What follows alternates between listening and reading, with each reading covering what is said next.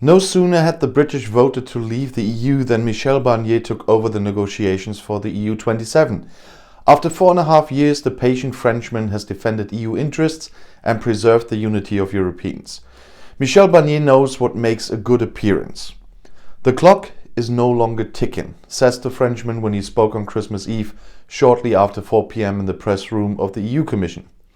Countless times in the past, the EU chief negotiator had warned to hurry and warned in English, "The clock is ticking." Shortly before Christmas and after nights of negotiations including pizza deliveries, the EU and the UK agreed on a trade agreement.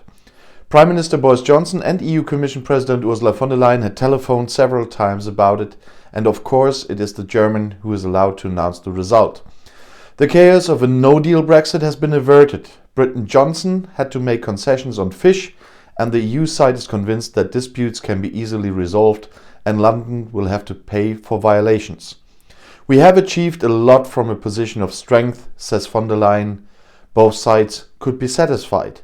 She describes the performance of the negotiating team as outstanding. Barnier also seems satisfied and follows his usual line. He thanks the many women and men in the UK task force he heads, as well as his British counterpart, Lord David Frost, and his team, and avoids any gesture of arrogance and glee. He only complains that the British will no longer participate in the Erasmus program and sums up the mood of many. This day of relief is colored with sadness. When the British voted for Brexit in June 2016, Jean-Claude Juncker was still head of the EU Commission. The Luxembourger offered Barnier the post of chief Brexit negotiator, and the Christian Democrat and enthusiastic mountaineer from the Savoy region accepted. A lot has changed since then. Juncker was followed by von der Leyen, and Boris Johnson ruled London instead of Theresa May. He replaced the British chief negotiator Ollie Robbins with Frost. Sabine Weyand, who was responsible for the details as Barnier's deputy in the first phase, now heads the General Directorate for Trade in the EU Commission. But Barnier stayed, and this was a stroke of luck for the EU 27, which could not be divided. The Frenchman combines his love for accuracy and perseverance with a feeling for regional needs and self-discipline. In the pre-corona period, Barnier was bombarded by reporters everywhere with questions, trying to get him to make predictions or provocations. The thoroughly rational, ascetic-looking Barnier always remains in his role as a gentleman and hardly comments on the turbulent British domestic politics. In addition to the phrase "the clock ticking," he often said, "I deeply regret Brexit, but I respect the decision." As a Brexit negotiator, Barnier never tires of declaring that the EU cannot compromise on civil rights any more than it can on access to the internal market. If you want to leave the Union on your own, you have to feel the disadvantages, or you have to submit to the rules.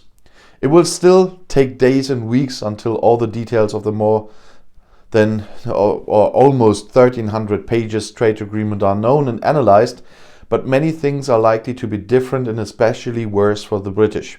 It was very important to Barnier that the UK's exit from the EU did not have too negative consequences for the Irish island, where the only land border between the EU and Great Britain now is. What really counts are the people and peace, emphasized the Frenchman, who, as a former foreign minister, is also well versed in the former Civil War region. The smaller EU countries in particular were impressed by how much Barnier fought for the interest of the 5 million Irish, and Prime Minister Micheál Martin's gratitude is correspondingly great.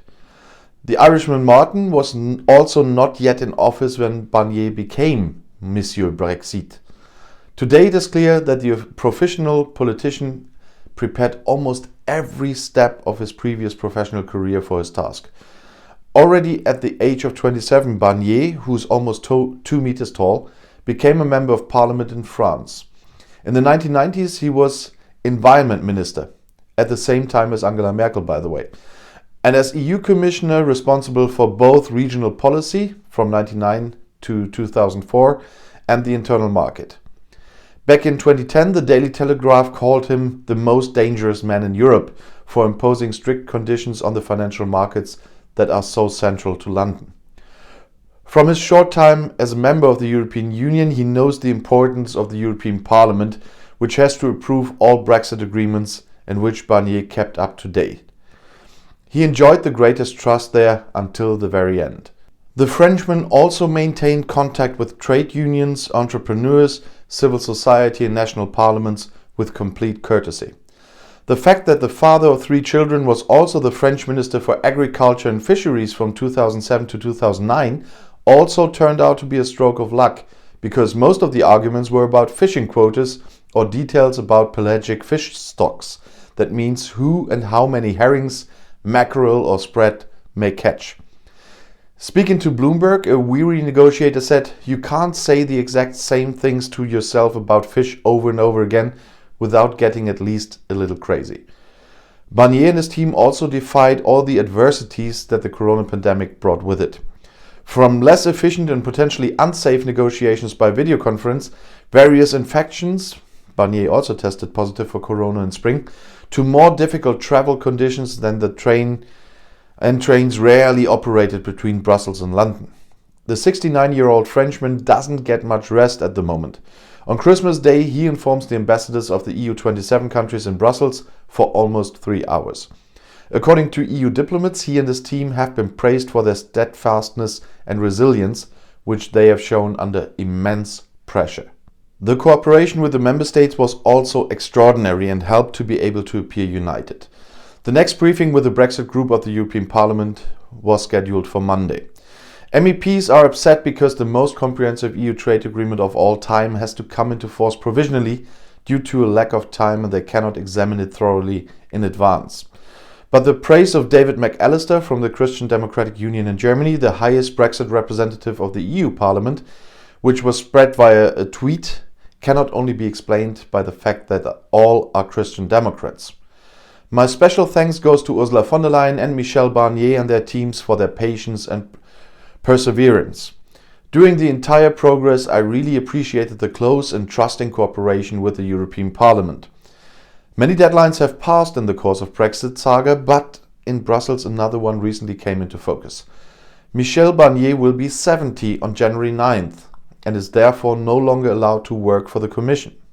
But before all his enemies start cheering now, my video is not over yet. Since the biggest hurdle with Brexit has now been overcome, some are already speculating about the next tricky task that Barnier could take on. Because of Corona, the conference on the future of Europe could not yet begin. So far, the EU Parliament and the member states have not yet been able to agree on who should lead this politically sensitive process. And there is no age limit for this. It just takes a lot of trust. And if you want to stay informed, please subscribe to my channel and my other channels. I'll see you in my next video. Bis gleich.